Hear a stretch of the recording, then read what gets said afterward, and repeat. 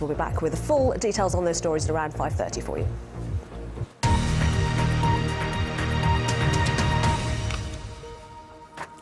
More now on the elections, and one of the more closely watched constituencies of this election could be Watford.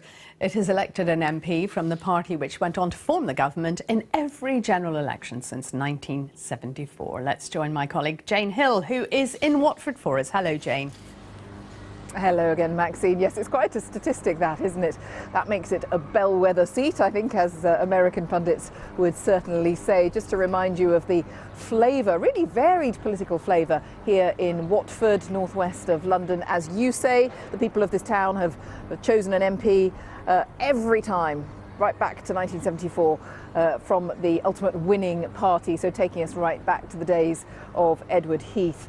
But also, this is a town with a directly elected mayor, and that is a Liberal Democrat. You may have seen us speaking to her a little earlier because she is running as the Lib Dem candidate here this time. In 2010, the seat was won by the Conservative Richard Harrington. And also, though, if we take a look at last year's European elections, they were very favourable for Labour and for the UK Independence Party. So it really is a mixture. Let's talk to Matt Turmaine, who is standing here for Labour. Thanks very much for being with us here this afternoon. A three-way marginal. That does make it certainly very interesting for pollsters, for pundits, for political watchers. What difference does that make to you as a candidate? Does that have any bearing on how you are on the doorstep?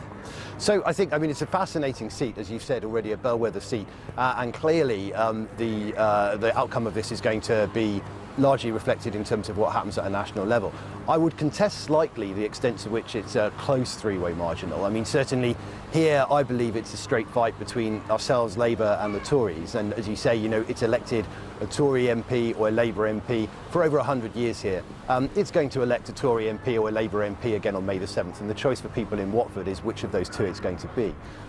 In terms of how that makes a difference to our campaigning, well, clearly Labour has established itself as the party that is trying to talk to the most number of people on the doorstep. And so that's the kind of campaign that we've been running. We're out all the time talking to people, listening to their views and explaining our proposals to improve the country, because obviously we believe that Labour has a better plan for a better future for this country. To improve the country, what about to improve hopes and chances for people in Watford? Where is that balance between the local and the national? Well, absolutely. I think one of the critical things that we have going on here that's reflected in terms of not just the election results, but the main issues that Labour is fighting this election on are really relevant to people in Watford. So saving the NHS, locally modernising Watford Hospital, which has been in dire need of it for a very long time. The Tories and the Lib Dems, when they came into government, tore up Labour's plans to modernise the hospital, and I've been campaigning around that ever since. The cost of living crisis. Labour will solve the cost of living crisis. So you've obviously seen a huge amount of problems in terms of energy price increases, which we've said we will cap and reform the market. Public transport, train fare increases in Watford have gone up 22% since 2010. Nobody's salary or wages have gone up by 22% since 2010. And so we're going to deal with those issues. And the third issue that I think is really pertinent to the people of Watford, that chimes with what we're doing at a national level, is building an economy that works for working people. So we will give a tax break to 24 million working people by introducing a 10p rate. We will build 200,000 new homes per year in order to kickstart the construction industry and solve the housing crisis.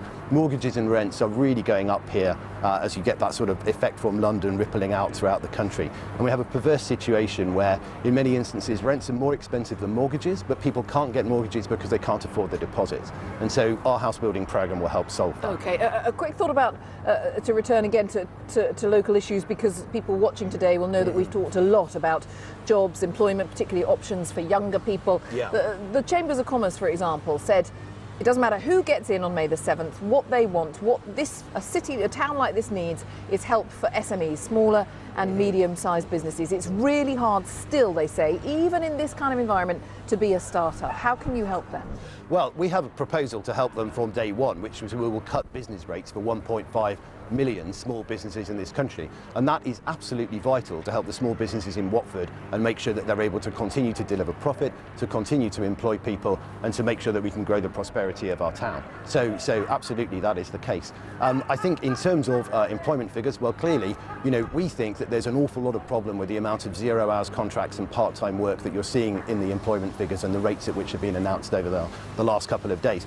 We've said that we will ban exploitative zero-hours contracts, and if you've been on a zero-hours contract doing regular work for 12 weeks, you will be entitled to have a regular contract if that's what you want. We think that's a powerful proposition. All right, Matt Turmaine, thanks very much indeed. Thanks for being with us here in Watford this afternoon. Just to remind you, here is a full list of all the candidates standing in this seat, and in the next hour we will be talking to the candidate for the UK Independence Party. That's coming up a little bit later on. For now, back to you.